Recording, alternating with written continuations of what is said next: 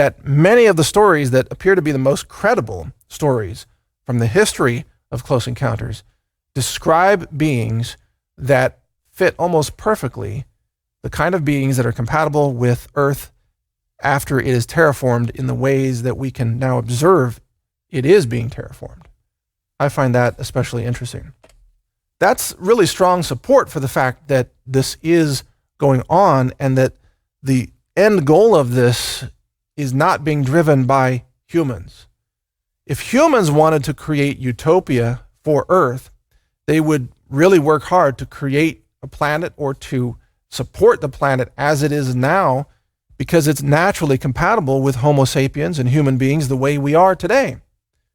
You wouldn't want to drastically alter the atmospheric concentration of oxygen. You wouldn't want to eliminate carbon dioxide because it's part of our ecosystem. It's part of our food web. You wouldn't want to dim the sun because we need sun to thrive in the way that we are built.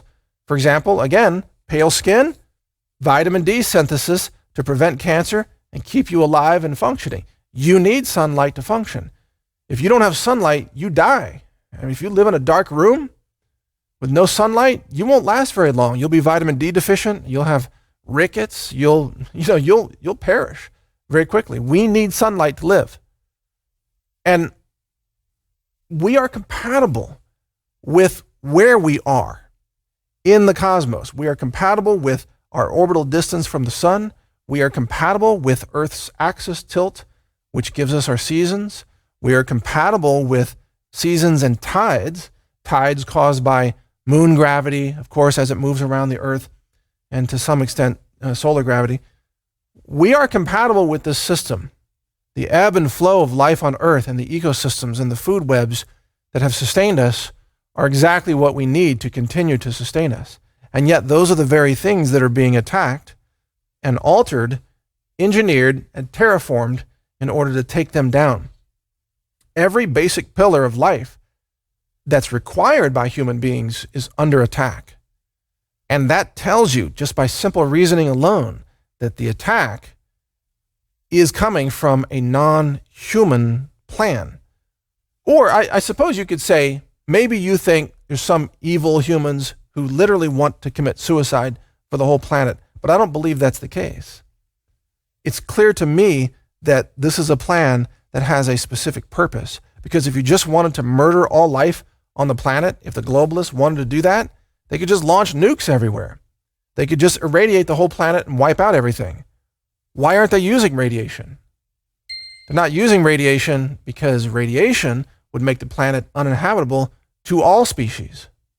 They want to save the planet, but not for us. They want to save Earth. They want to modify Earth, terraform Earth, and save it from human beings, not for human beings. And they certainly don't want to see the planet irradiated, because radiation can't be cleaned up by anybody. If you irradiate a planet and you have cesium-137 all over the place, you've ruined that planet for centuries. No matter what kind of biological you are, no matter what your planet of origin or star system of origin, you don't want radiation all over Earth. So it's not some big suicide cult.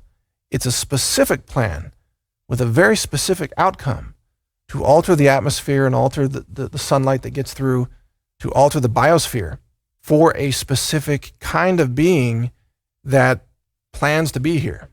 And it's not us. That much is very clear. Now, we're going to continue this with additional episodes. You're watching Oblivion Agenda. My name's Mike Adams. I appreciate you joining me for this and for your willingness to entertain some interesting questions, maybe ask some new questions yourself. All the episodes are available for free. They're on oblivionagenda.com. You can go there and watch them all. And I welcome your feedback. We have an email address, oblivionagenda@protonmail.com.